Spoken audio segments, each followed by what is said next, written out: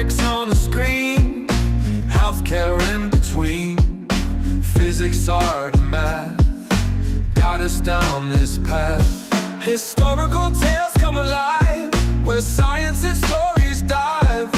Blended facts with heart, knowledge from the start. Need bridge blues we sing to the future memory. Health and science in the mix. Midbridge got the fix.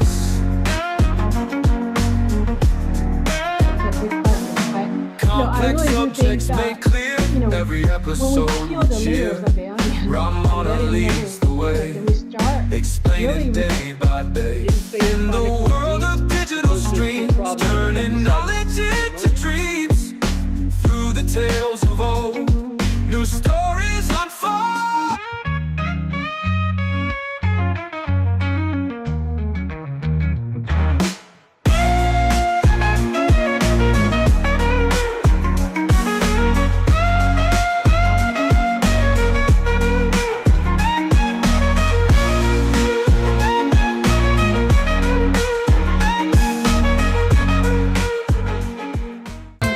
MedBits Webcast is a new kind of healthcare media channel to break the silo mentality and foster interdisciplinary thinking. Our mission is to fill that gap and to create a curiosity through different lenses, tapping the passion that guided the historical figures in medicine and bringing present-day groundbreaking research to the front lines. We interview physicians and leaders in the industry about present-day healthcare challenges on our live programming.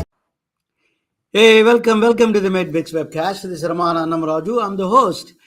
We have a very interesting program today. Always interesting programs I put together. Whether you believe we love me or not, there's a profound changes in the country right now. That is a part of the democracy, right? We have to accept that democracy is at the action.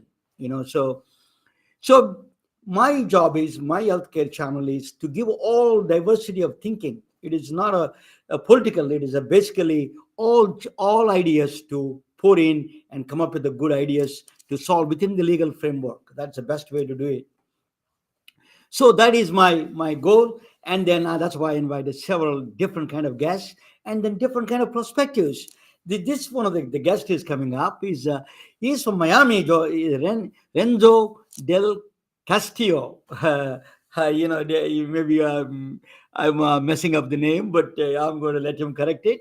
But this gentleman is a very impressive storyteller. He's an executive in healthcare for a long time, and then he's an excellent storyteller. And then I was impressed, and he's a poet. For me as a scientist, as a science guy, poetry was far from my thinking. But one day, when I left my children in the first time when I dropped my son in the Vanderbilt University for his graduation, I felt empty nested. At the time I read a poem called Khalil Gibran poem. It's called Children. So children came from you, but not you. They are not you. You are yesterday, they are tomorrow. So I learned a beautiful 2 sentences. It had a profound impact on me, how to look at the life. That's where the life is. So I think poetry has a powerful, one of the scientists was telling, even healthcare IT executive was telling here in Silicon Valley, the best trait you can give to his children is a storytelling is going to be the future of the game. If you can tell a good story, that is going to be the most powerful thing it's going to be. So Renzo Del Castillo is from Miami. He's a healthcare executive. He worked in a lot of companies, and he has a lot of experience both. And then he became a poet, and then he became an excellent storyteller. I was impressed. A journey from Lima, Peru, to all the way to the United States and Miami. And let me bring him to the table. Let him talk about himself. Hello, Renzo. Welcome to the MedBits Webcast. Hi, Ramana. Thank you so much for having me. I appreciate it. Give me some background of yours. I killed your name or not, at least. Sure, sure. So as you mentioned, and you said my name perfectly, by the way. As you mentioned, I was born in Lima, Peru, and my parents immigrated here when I was 5 because there was a terrorist group in Peru called Shining Path, and my mom was the secretary to the Minister of Health in Peru, and she stopped. There was a union meeting where some members of the group came armed, and she called the police, and she was marked for death. There were a number of attempts, 3 attempts on her life, and I think on our lives as well, until she said, "Forget this," and she immigrated to the States. My dad, who was a major in the Army, followed a couple of days after, and we began our lives here in the U.S. because her big brother, my godfather, luckily, I was able to be sponsored with a student visa, and it facilitated my ability to be here legally, which was it was a great thing, you know. So, yeah, tell us a little bit of the journey that is after that, what kind of education he had, and how did he end up with the healthcare career? Sure. So we, as I mentioned, we were immigrants. So in Peru, we were, I guess, either lower upper class or upper middle class. And that coming here, we really, even though we were supported in terms of the legal aspects of immigration by my godfather, we started with very little to nothing. I remember growing up with my sister being about 8 years old, 9 years old, and my parents would say, "Go ahead and have dinner. We already ate." But knowing they were lying, they didn't eat because there wasn't enough food for all of us, but not being old enough to understand why, and it marked me. But I did well in school, and I went to school for aerospace engineering, University of Florida, and a couple of credits short from my bachelor's graduating, I decided to change to poetry. That's Uh, a big change. Yeah. yeah, well, I mean, you have children, right? Yeah. You're an immigrant as well. Yeah. Imagine your child tells that to their immigrant parents, like, "What? How are you going to eat? What is What's it? going to happen?" That was not a good Thanksgiving Yeah. slash Christmas vacation. But it came from love, right? They were just concerned about my safety. But I was an aerospace engineer. I loved it. I still love aspects of it. Uh, I'm fascinated by how things are put together and how they work. Phrenology, right? Like the study of systems. I'm just fascinated by it. But poetry, which has always been a big part of my life because my grandmother was a teacher, my grandfather was a very educated man on both my parents' side, and they gave me a lot of books. I learned how to read really early on, so I was reading complex poetry pretty early on. So it was always a big part for me, big part of who I am. And poetry just made me appreciate things for existing instead of just always trying to figure out how they're put together. And I got into a summer program for Cambridge. But I'm 41 years old, which means around this time, it was after September 11th. The people who came and blew up the towers came in with a student visa. I still didn't have my citizenship. It took about 18 years to get um, asylum, political asylum. I got political asylum actually right before I graduated from high school. Hmm. So I was about to lose all of my scholarships that I had earned, right? But I luckily got that. And it was after September 11th. It was 2000, around 2005, 2006. So it was a very heightened. If people, your viewers who are listening or watching this, if they were in the United States at that time, it was a very heightened time. It was up to the discretion of the immigration official at the gate to let you back in if you left, depending on your legal status. And I knew 2 people who were deported who weren't terrorists. So my parents had a conversation with me. It's like, "Hey, how about you finish here?" Mhm. Because I wanted to the summer program at Cambridge University in the UK was a way to get my foot in the door for grad school, which was my dream. I wanted to be a long-haired hippie poet writing barefoot on the grass and all that stuff, right?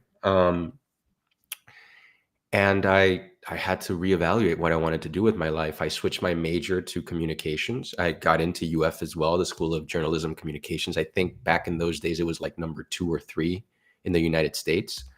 But I loved the technical aspects of mass communications, which are aligned with engineering for me, but I also communication has that connectivity points Yeah. from poetry that I enjoyed. So I went to grad school for that, and then I graduated in 2009 with a degree, a master's in mass comm, specializing in international communication during the housing bubble. Hmm. So I did not get a job in my industry. I freelanced for a while. I live in Miami, Florida. Miami, Florida, as you and I were having a chat before, is an expensive city. I think right now, if you don't make 75,000 a year, you're poor. And I, you might not like this based on our conversation, but I consider there's two industries that benefit from inefficiency: healthcare Yeah. and law.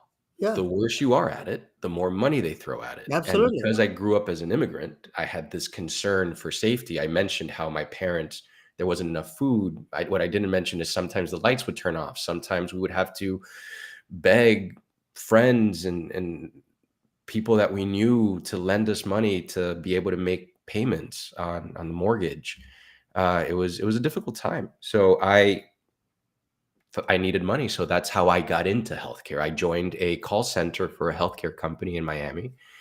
And within a week, I was doing projects and started developing from there until I became a consultant, then eventually a people leader, and then climbed up to exec for a couple of years. Yeah. That's how I got into healthcare. Yeah. What kind of things you're doing? What kind of things you're doing in healthcare area in general? Sure. So I I started doing care coordination for the Medi population. For the Medicare, the dual eligibles, the Medicare, Mm. Medicaid population. Yeah. Also worked in care transitions in order to reduce the hospital, like return hospital stays after an encounter in a hospital. We provided them with coordination of their care, having people come to their house, transportation, medication reconciliation, that sort of thing, in order to prevent a return encounter at the hospital. Also was involved in many different projects, from starting a food company service for the elderly in Miami here, trying to develop a provider network in upstate New York, which is something I would never want to repeat. That was incredibly difficult because it's its own anthropological study. And then I eventually became a consultant working for a variety of different clients in the Medicaid space, state Medicaid clients, commercial clients, federal clients as well. And then I joined.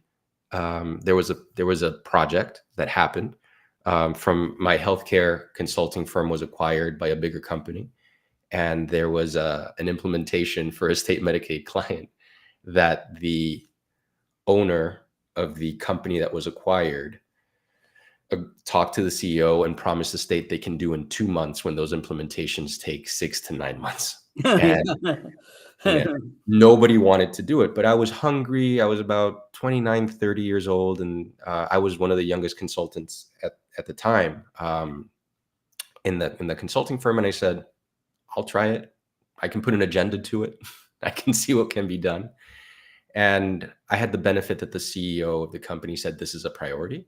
So we got it done. Was there a 6-month bug and defect period afterwards? Yes. So that kind of put it in line with that. But it was considered a success. And then I was offered a position as the senior manager to the PMO, because the enterprise PMO didn't align with the pharmacy benefit management niche business. It's a bit different. So I was offered a position there and kind of grew from there, working with pharmacy benefit management in, again, the federal, commercial, and Medicaid space. And then it just expanded into product management, proposal management. I was just given a variety of different things because one of the specialties I developed with the help of a very talented team is putting together policies and procedures and building best practices from the beginning so that we have a stable foundation to be able to develop creativity and innovation in our projects and develop it. And then eventually that company was acquired by an even bigger company. and I moved on to a VP position for a bit.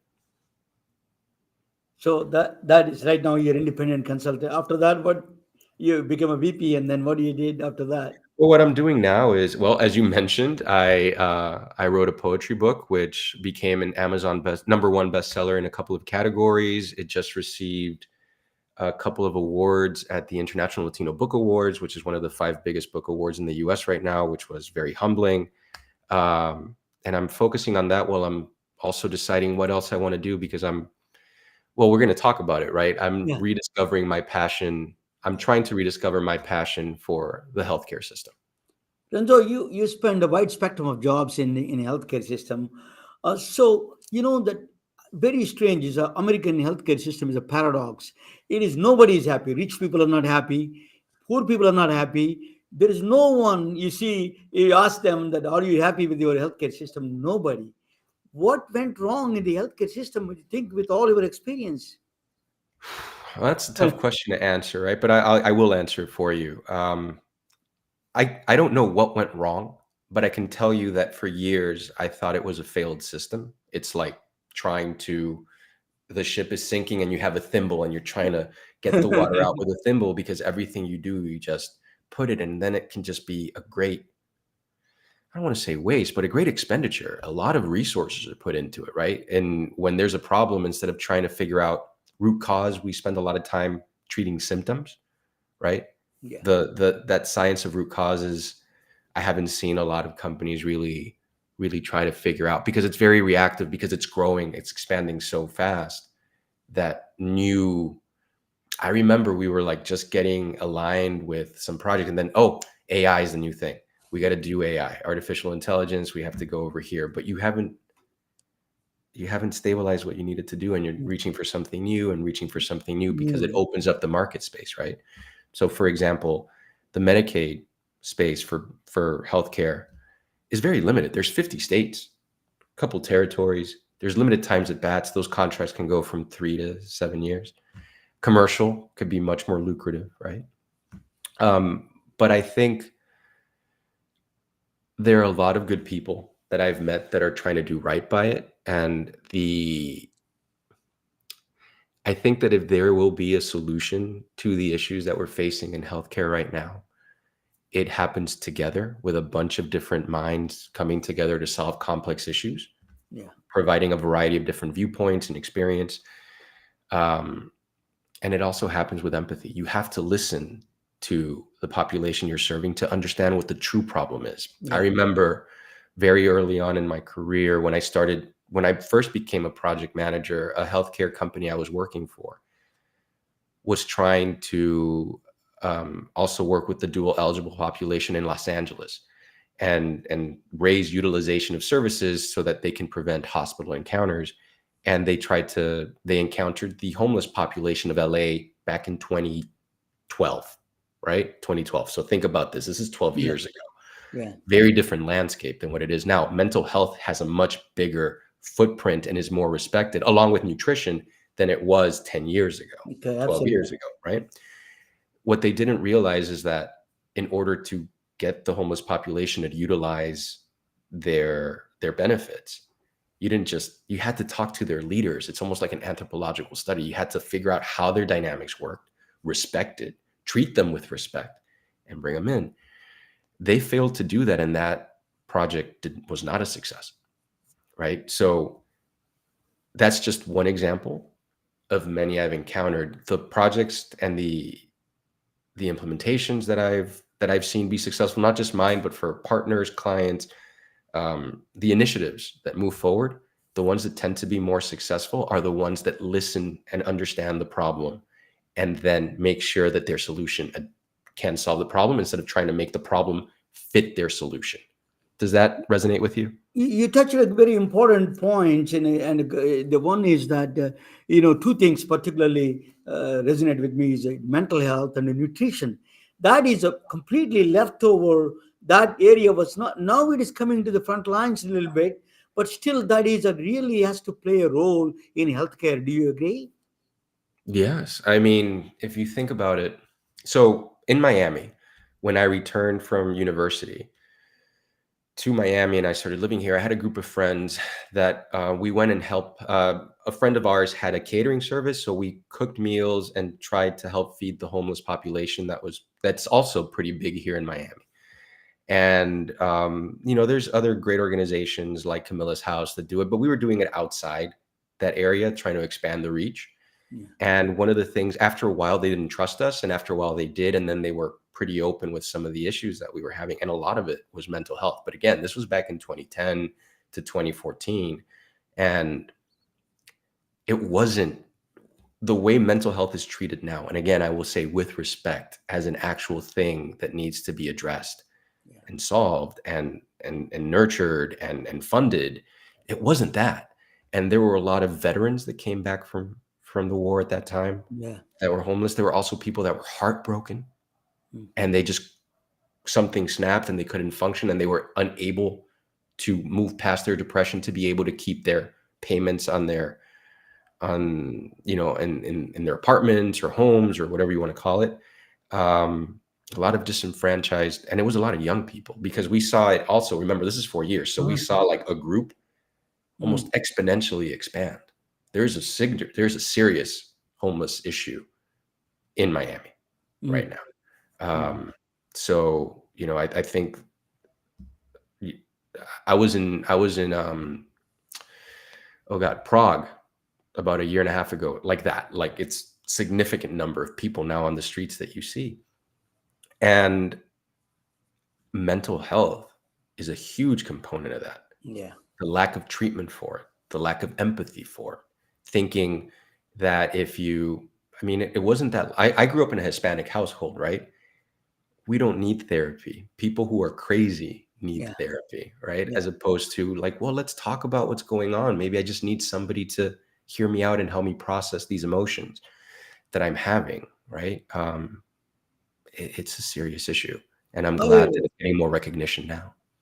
I suffer through ADHD. My ex-wife is always telling me that I have ADHD. So, you know, so I think that is the one thing that we need to manage them, and we need to have resources to manage it.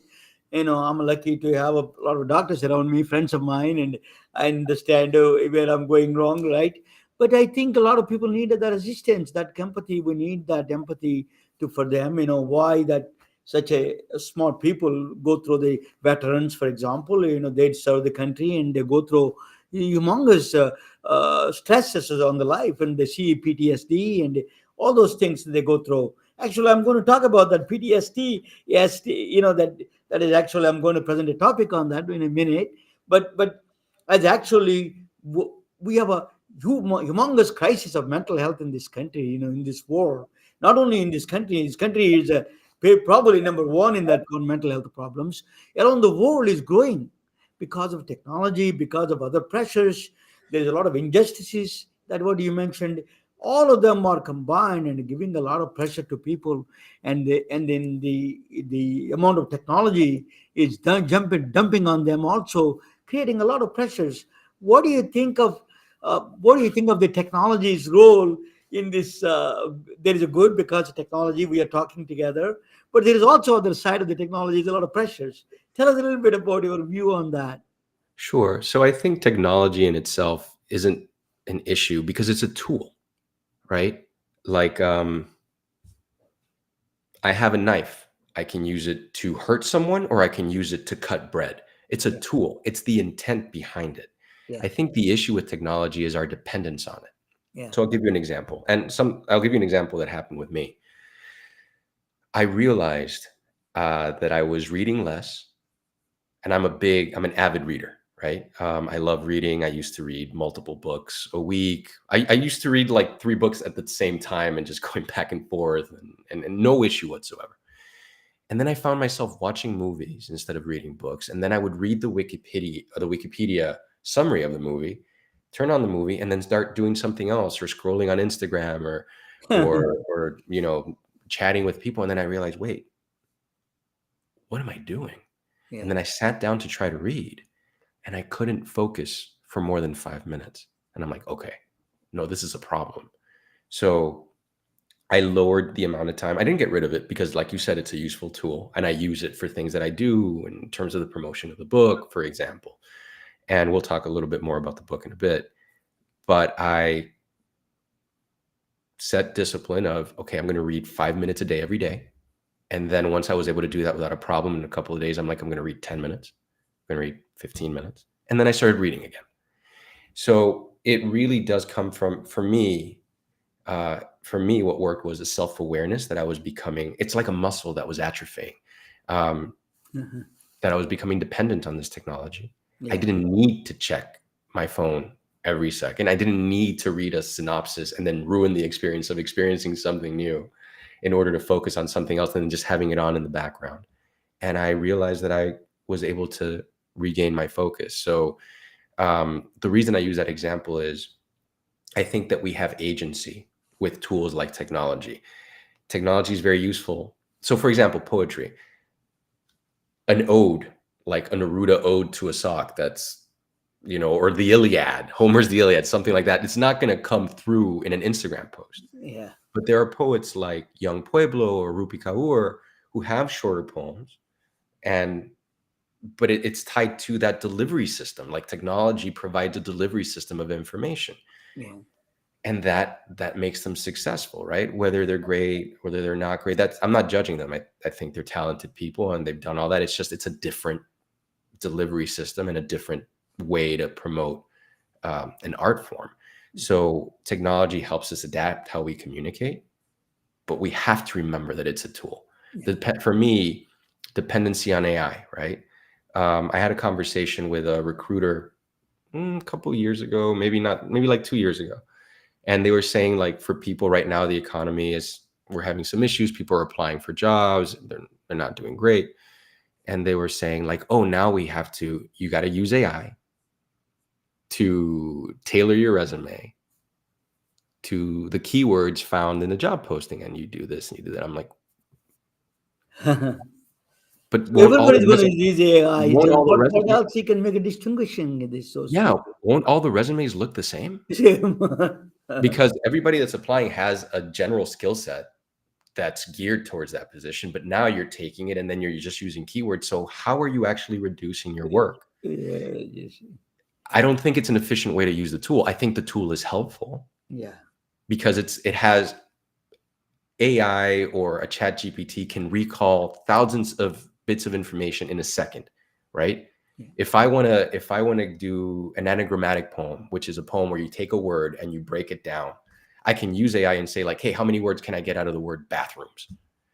Boop, boop, boop, boop, boop, boop, boop. Instead of sitting down and trying to figure it all out and then putting the creative work to write a poem. It could be a tool to help you, but if you just depend on it, you're going to lose something of yourself, and you're going to be less capable of moving forward with a skill set.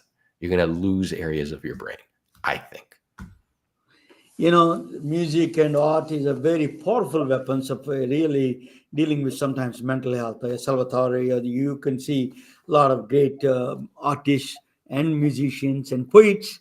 I think they can influence the mental health and improve overall things. But there is another tool. I'm going to talk about it when I get back. When I come back, I will ask you about your poetry. Listen, I wanted to talk about your book, and then listen a couple of poems from you.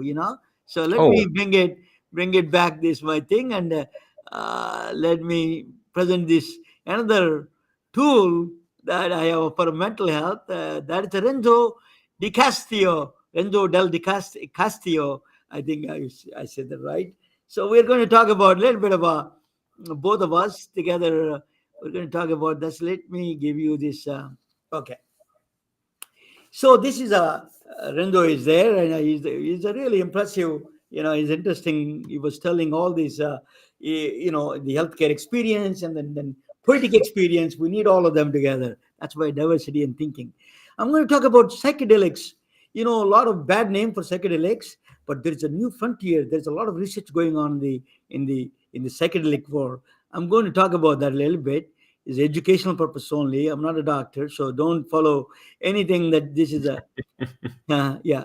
So in the middle of the pandemic, there is a Erin Birchweiler. She's from Seattle, Washington. She was diagnosed with stage 4 breast cancer, metastatic cancer, and she has two small children, and she was very depressed, and she was consumed by dying thoughts and worried about her children, and and that is a big concern, and she's consumed by dying thoughts. So her doctor, Dr. Sunil Kumar Agarwal, another Indian doctor, he wanted to prescribe a psilocybin, a psychedelic drug. So what happened is, psychedelic drug is defined as a Schedule 1 drug. That means they have no currently accepted medical use in treatment in the United States, so you cannot prescribe. You need to get special waivers and all kinds of. It's a huge problem. So Erin Boltzweiler. So actually, Trump, to give a credit to the Trump administration, he passed a law. It's called a Right to Try Act. Right to Try Act is, you can, the people at the end of the life, terminally ill people, patients, can try all kinds of methods to save their lives. You can use some of the unapproved drugs also. But the agencies, federal agency, regulatory agencies, they have their own concern, valid concerns, because they can be misused and misdiagnosed. So that is a problem that they face. So she filed a lawsuit in the federal lawsuit, the judicial court in Washington State. Him and Sunil Agarwal, she and Sunil Agarwal filed a federal lawsuit. There's things still going on, but states are liberalizing a little bit of those kind of things now. But mental health crisis, as Renzo was talking about, is going to be huge among us in Miami, in Los Angeles. This is a You see homeless populations. A lot of them are veterans. They're having a lot of mental health crisis. We need tools. We don't have enough tools to solve this problem in a massive scale. So there is a one tool, maybe potential benefit of psychedelics may do that. Psychedelics have these potential benefits. Is a depression and anxiety. It can solve PTSD. A lot of these veterans, post-traumatic syndrome. That's the addiction, drug addiction, stroke rehabilitation. It can help tremendously. These psychedelic drugs. Psychedelics, I tell you what are the psychedelics are. I think I misread probably. Yeah, psychedelics are basically, DMT, dimethyl, tryptamine, that's one, MDMA, psilocybin, ketamine. These are all same family. Ayahuasca in the Indians, Native Indians use in South America. These are all, particularly in Peru, they are very popular actually. So these are all psychedelics. Is the same family. They create a hallucination. They kind of are things they create. So it was during the Nixon administration. Actually, they did a lot of research there. After that, but the Nixon administration banned all of them because of potential abuse. So, but anyway, now they're finding out it can do a lot of good things, but there is also bad things. It can give a acute anxiety for some people, psychotic reactions, psychosis. This is a hallucinogen persisting perception, means it can create a sudden hallucinations. Like a ChatGPT is creating. Some of them are aliens. Some of them are, they think they're talking with the gods and higher dimensions. We don't know yet, but scientists are talking about that. In fact, so we are. These are all things. Some negative things, some positive things, but just one thing really surprises the scientist is just one dose of psilocybin, 200 milligrams of psilocybin, is treating the depression in some people. What is the scientific? That is a scientific puzzle. What is the mechanism unknown? What is really, your people take lifelong medications, they're not curing depression, and one dose of psilocybin can cure the depression. They want to know. It is a scientific puzzle, but it's doing it. It is working very well. So they wanted to really. A woman came to rescue. Her name is Gul Dolan. Gul Dolan she's a doctor. She's a PhD. She's from John Hopkins. I think a Turkish name. I think it is a Turkish name or Ukrainian. I don't know exactly, but one of those came from. But Gul Dolan, what she did was the M and Matthew Johnson, they started a lab on the psilocybin, all the psychedelic labs in John Hopkins, right in John Hopkins. So Gul Dolan says she's a more of a focus on biological. Matthew Johnson is head of the department. He was focusing on a psychological aspect of the the psychedelics. So what they did was, oh sorry, what happened? Oh, yesterday something I didn't. Oh yes, it's. Let me bring it back a little bit. It disappeared on me. Okay, okay. So, let me go through. So, what is this Gulgolan dish that she did some experiment with the octopus? Octopus, what they did is a very antisocial. Octopuses, except the mating time, they never like anybody else around them. So she gave a MDMA to the octopuses, and then they started meeting, and they're becoming friends with other ones. They're becoming closer. They're spending with the mate a little bit longer time. That was a very amazing discovery she did. The antisocial became a social person with the MDMA. Is an octopus in general is a very the animal that lives in the sea. It is not is antisocial. It doesn't like to other people except the mating time, just a few minutes, few seconds probably. So, but after taking the MDMA, administering serotonin, and then they found out the effect of the serotonin and oxytocin is creating some kind of a courtships. It's started loving other fellow octopuses. That is a very interesting observation she made. So, actually, what's surprising is the octopus has no frontal cortex, no central cortex, no amygdala, no cerebellum, absolutely no brain, but it is behaving like a human, self-awareness. It sleeps, is a dreams, and it is a trickery, like humans. We trick people. So all it is doing all those things as a human behavior without a central nervous system. That is an amazing for her. And she dwelled into the more into the direction. What she found out is an amazing discovery she found. That's I tell you what that discovery is. The let me explain a little bit before discovery. You need to understand the critical periods. Critical periods are, they found out, psychologists found out, a certain period of time, one to age 1 to 6, our brains work a certain brief period of time absorbing things. So for example, age 1, we understand the movements. Number two, senses come into the life. Three, language. This sort of short period of time, we learn all these things. My son used to play with the cans. I used to buy him expensive toy. He never used to play. He was playing with the cans and tops, and then I didn't understand it. Now I understand why they were exploring. The brain asked them to explore those things. That's why don't take when the kids are playing with something, you don't take it out. You're playing with a stupid toy and take it out. That is yours. That's why they act up and then it's a tantrum they call. But in fact, that is a brain requirement. Brain is demanding that actually. So that's a very so opens the critical periods that we learn a lot of things. All our learning process done during the critical periods. Very 1 to 6 maximum learning things we learn is between ages 1. So early childhood is extremely important. Renzo was talking about all the pressures and the lifestyle life pressures. 1 to 6 has to be protected. It's a very important early childhood days. So after that, you don't learn like before. Stops learning. We are improving the knowledge, but you're not learning. You're not open to learning. So what did Guldolan cracking the amazing code? He cracked that code. What she said was, if you use a psychedelics, you can go back and open the critical periods again, even when you're old. I as a older man, I can go back with the psychedelics. I never took it, but you can go back into the childhood days and open the critical periods to learn. When you That's where the effectiveness come, because your mind is very easy to learn, understand, absorb all those things.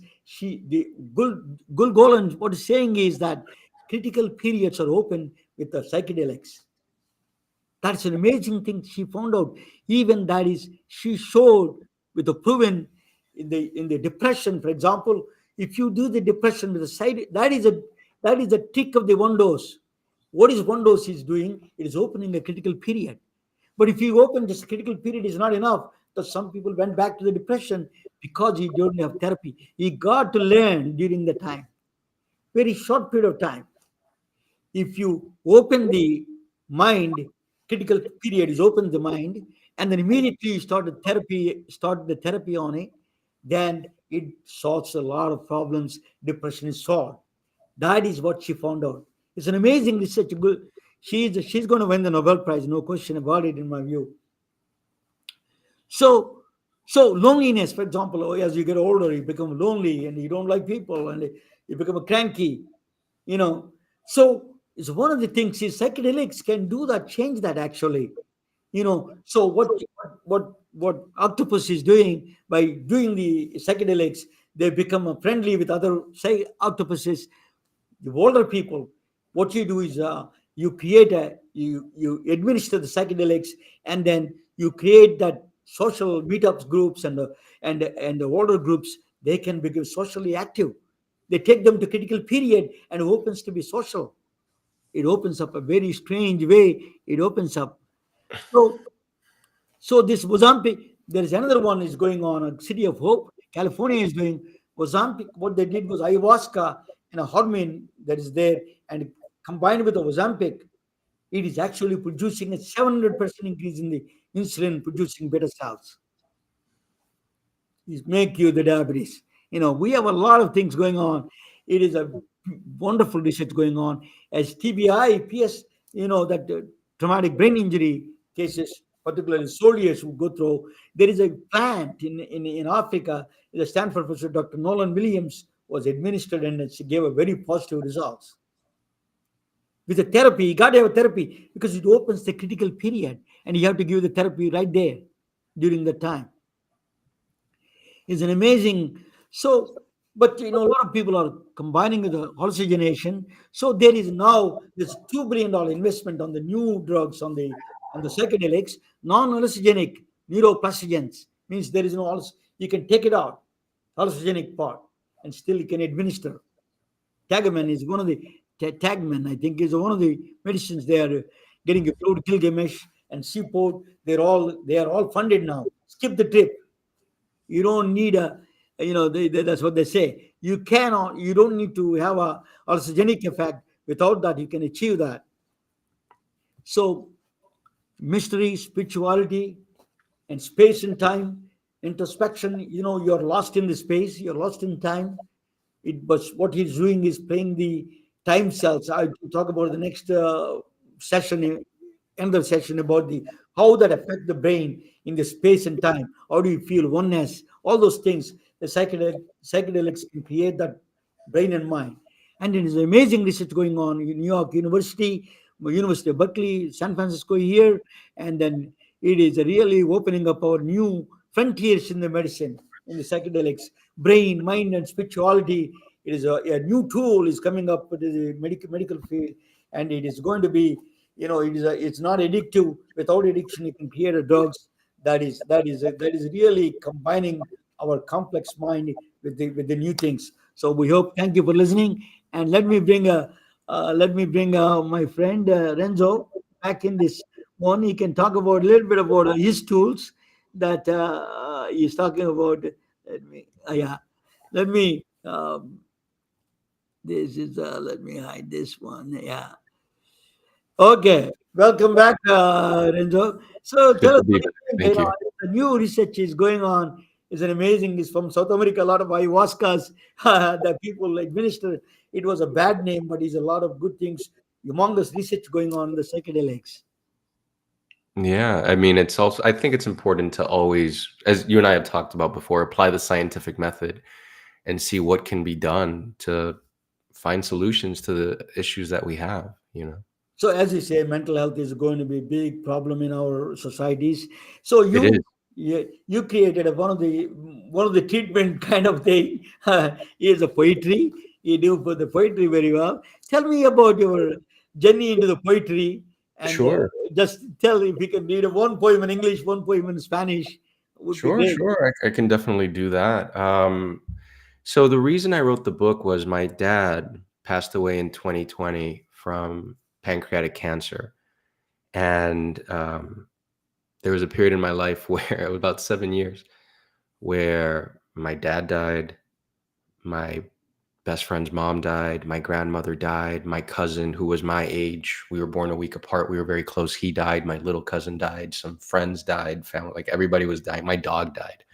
I had a relationship that I thought was going to end up in marriage.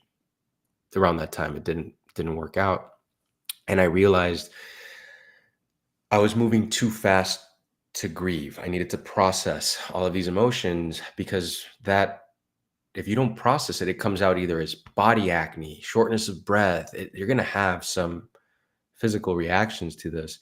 Also, around that time, I was doing, and I still do, therapy. I have therapy every Monday, in order to process these things. And I realized that my family is with me. My father is with me in the way I smile. My grandfather's with me in the way I part my hair.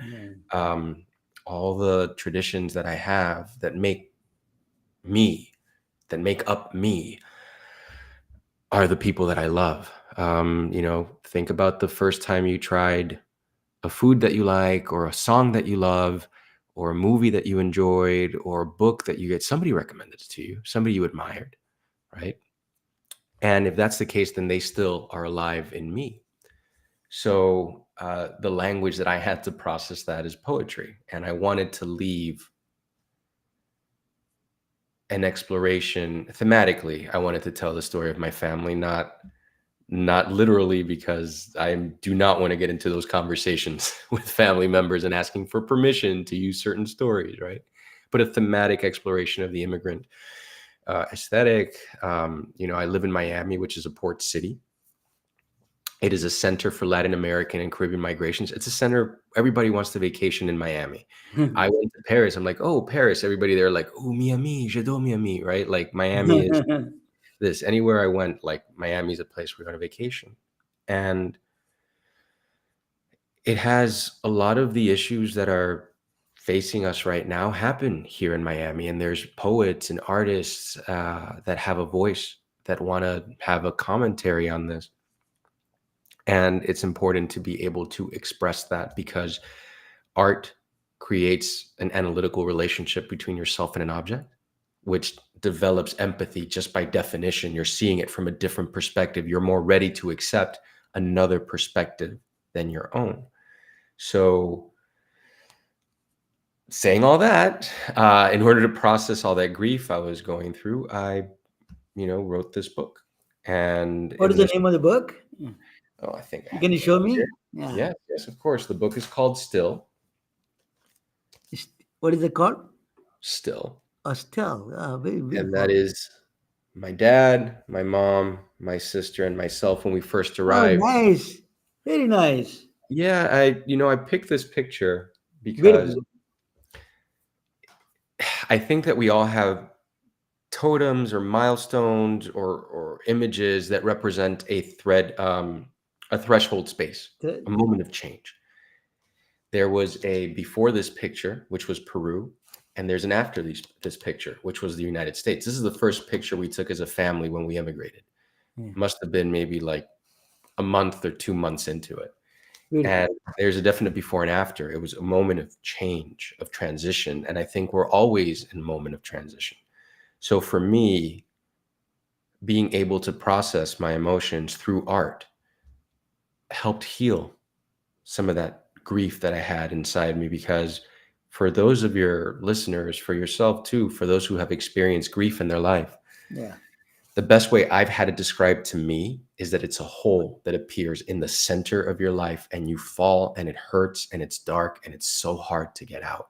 And then all you can do is hope that you build enough life around it that you can pull yourself out.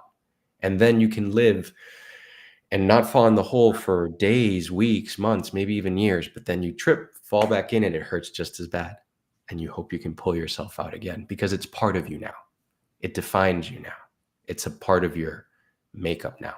So Can you read one verse from yeah, whatever the verse you have? I mean, I can definitely do that. I can read. You said English and Spanish, so you know One what? English, one Spanish.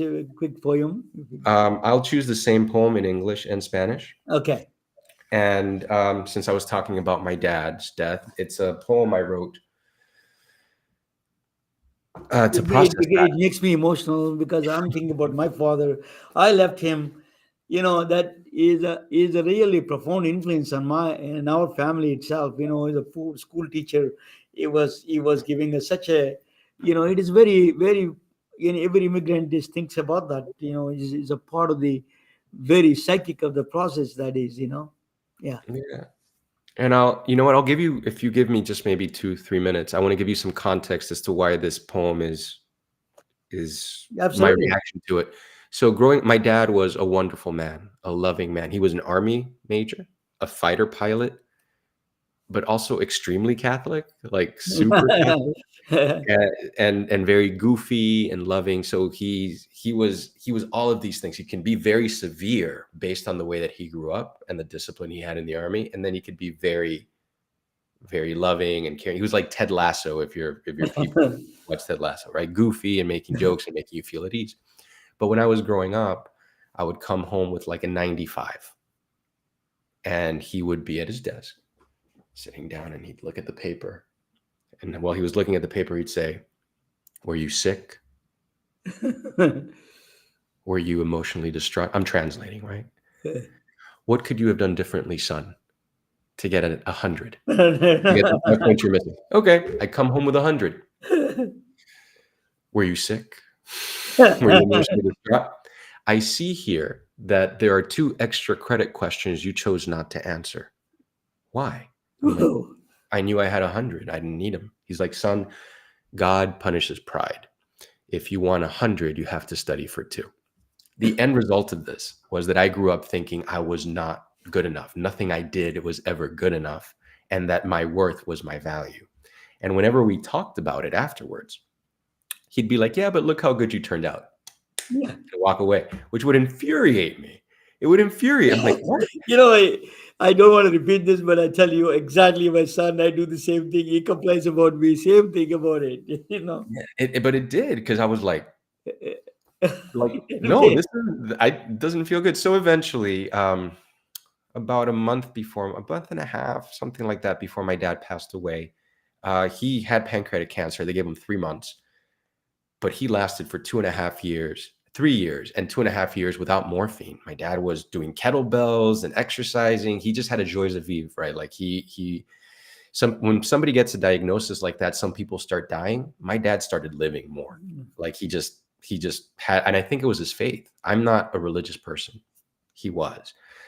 And I was doing yoga.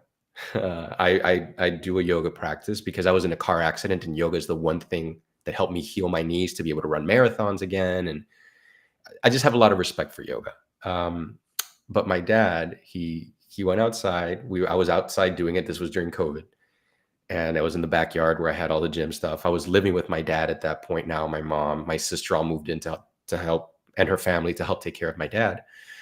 And he came out and he's like, "Son, I want to talk to you about yoga." I'm like, "Okay." He's like, "I'm worried about your immortal soul. That's not a Catholic thing." And I'm like, "Okay." That day, however, I had patience. I'm like, "No, Dad, I find it like it helps heal me, about the accident, but I've also been focused on the future.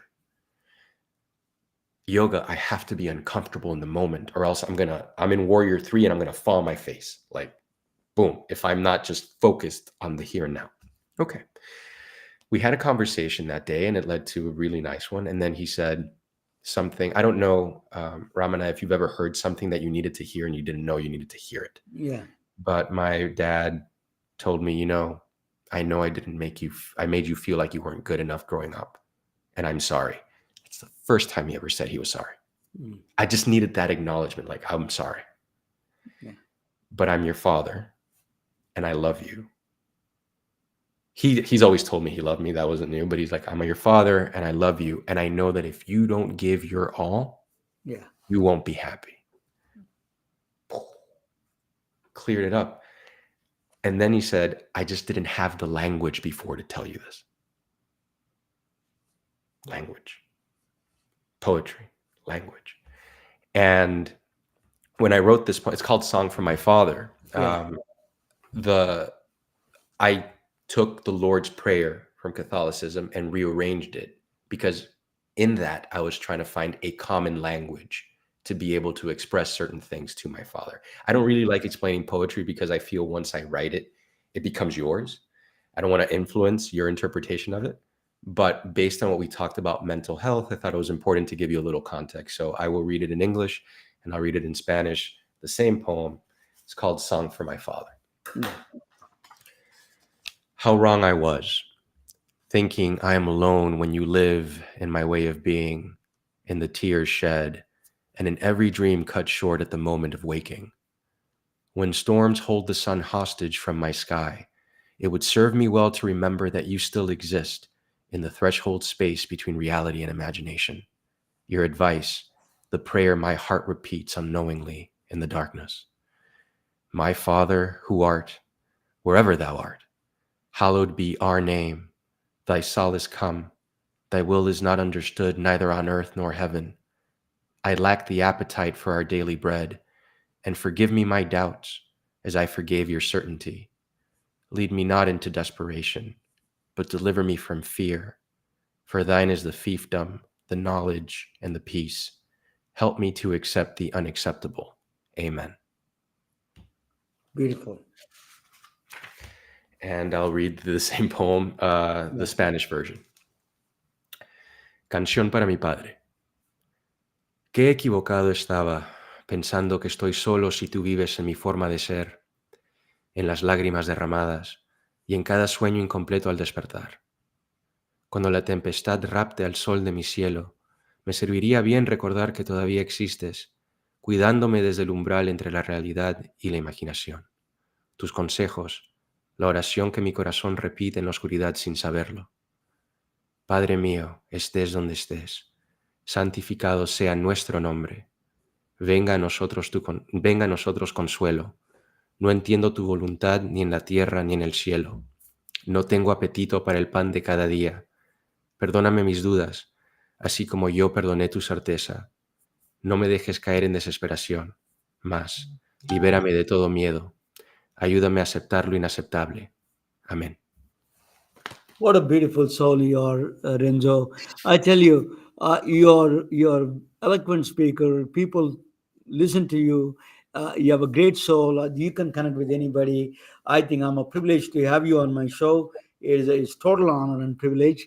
And then thank you for coming on the show. And just if you stay for a few more minutes after this podcast, I will talk with you. But it is a truly an honor and privilege. You know, you are a beautiful soul. What is a book where they can buy? Can you tell? Sure. So the book is called Still again. It's on Amazon. There's the hardcover, the paperback, because I think you should be able to travel with books. As a matter of fact, my friend who wrote there's an English and Spanish foreword, and I have two friends that are very dear to me who wrote it. He said Renzo should be read in the lobby of a hotel, right? You should take this, go travel, experience life. That's really Yeah. something that I'm a big proponent of. So the paperback's there. I did the audiobook myself. The audiobook is what won an award at the International Latino Book Awards for best silver medal for best poetry audiobook. And it was an honorable, and the book itself was an honorable mention for best poetry book of the year and best community and culture book of the year there. And I also have a Kindle, and the Kindle, the electronic, the ebook, I made 99 cents because I couldn't make it free. I'm a big proponent that art should be accessible, and if I could make it free, I would, but I can't. So if you want the book and you don't have much money, it's available for 99 cents. You can find me on Instagram and TikTok under Renzo Del Castillo, my name, .author. You can find me on LinkedIn under my name. If you want to see what companies I work for, you can find me on Facebook under that. There's www.renzodelcastillo.com. It's a website that's dedicated to the events that I do. I host a lot of book launches here in Miami. I'm a very big proponent and I hope ambassador to the Miami poetry community, where all the stand-ups that we do, all the open mics, because it's important to get out there and promote art. So that's where you can find me. But one thing I want to take a moment and just, Raman, I just want to thank you for being generous with your platform, being generous with your time. you also seem to be a very kind soul, and I'm very glad that I've met you. So thank you for sharing your platform with me. I appreciate Thank you. you, Ranjo. Your experiences are all very similar that I go through, and with my children and my father. Thank you so Mm. much. You reminded us a beautiful story. You're a beautiful storyteller. It is executives. We are healthcare is of all facets of multifaceted people that work in, and then we need to know all of them and their experiences. You are one of the best examples. Thank you so much, all of you. Good night, all of you. Then good night, all of you. We are retelling their stories through our patented designs that can be worn on scrubs, t-shirts, printed on conference bags, and endless other promotional materials. Daily Wear for Medicine is the first ever of its kind to create curiosity in medicine through visual art. We at MedBricks are celebrating unsung heroes of the past who made enormous contributions to the field of medicine through our unique campaign called Daily Wear for Medicine. You can wear it, carry it, and give it.